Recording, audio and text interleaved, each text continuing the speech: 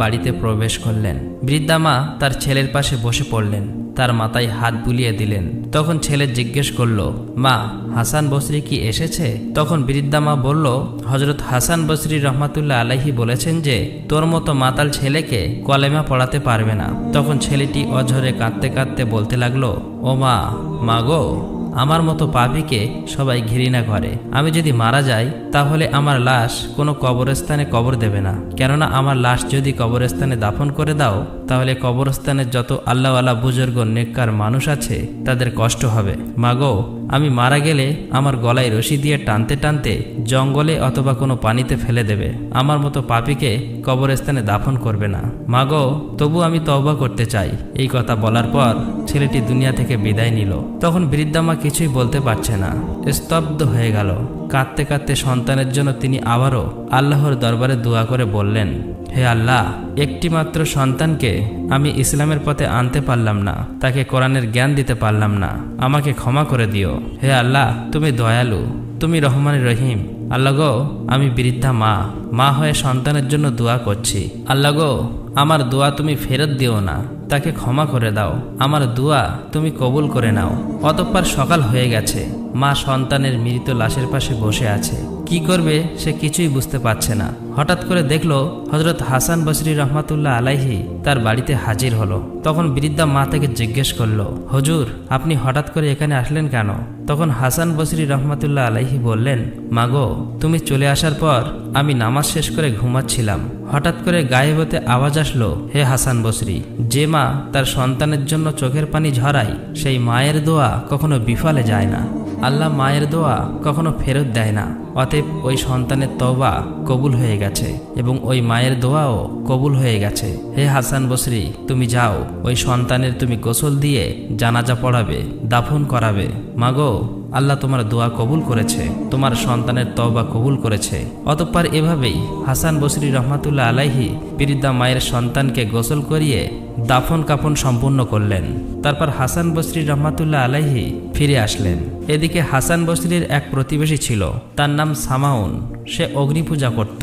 সেই সময় সামাউন নামের ওই ব্যক্তি কঠিন রোগে আক্রান্ত হয়ে মরণাপন্ন অবস্থায় পৌঁছালো।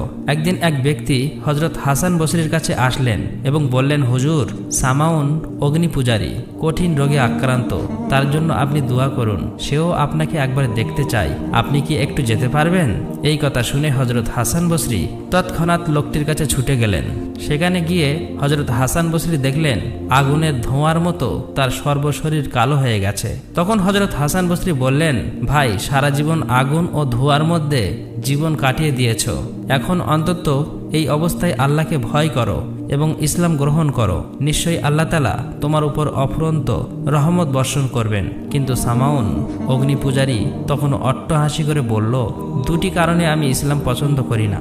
প্রথমত, তোমরা রাত দিন 24 ঘন্টা সবসময় দুনিয়ার কাজেই ব্যস্ত থাকো, আর দ্বিতীয়ত, তোমরা মুখে বলো মৃত্যু অনিবার্য, অথচ আল্লাহ তাআলার অসন্তুষ্টির কাজ করে থাকো।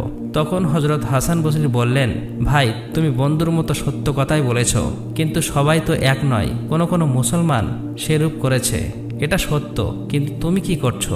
সৃষ্টিকর্তা সেই মহান আল্লাহকে ভুলে তারই সৃষ্টি বস্তু অগ্নি পূজা করছো। এই অগ্নি পূজা করে তুমি তোমার জীবনের অমূল্য জীবন নষ্ট করেছো। এই অগ্নি পূজা করে অমূল্য জীবন নষ্ট করছো কেন? তুমি 100 বছর যাবৎ অগ্নিকে নিজের মাবুদ বলে পূজা করেছ। আমি তো কখনোই অগ্নি পূজা করিনি, তবুও এই অগ্নি আমাকে কোনো কিছুই করতে পারবে না, এমনকি আমার একটি লোমও পোড়াতে পারবে না। চলুন আমরা দুজনেই এই অগ্নি দিয়ে পরীক্ষা করি।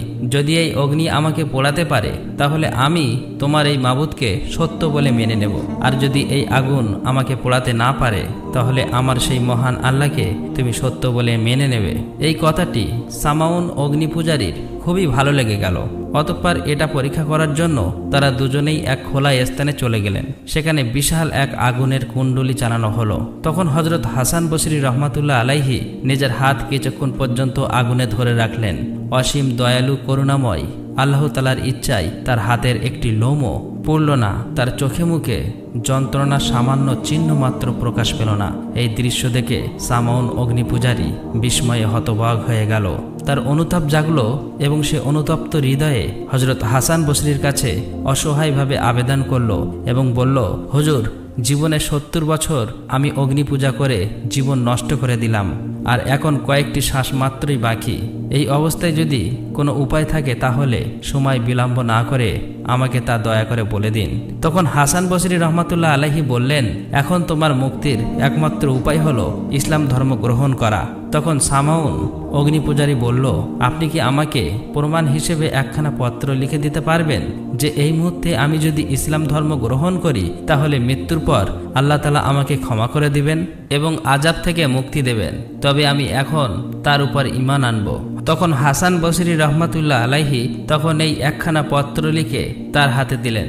অতঃপর পরের দিন কয়েকজন মান্যগণ্য জ্ঞানীগুণী লোকের স্বাক্ষর নিয়ে হযরত হাসান বসরি রহমাতুল্লাহ আলাইহির হাতে পত্রখানা ফেরত দিল এবং কাঁদতে কাঁদতে সামাউন অগ্নি পূজারী বলল, আমাকে এখনই ইসলাম ধর্ম গ্রহণ করিয়ে দিন। মৃত্যুর পর আপনি আমাকে গোসল দিবেন, নিজের হাতে আমাকে কবরে নামাবেন এবং আমার জানাজা পড়াবেন।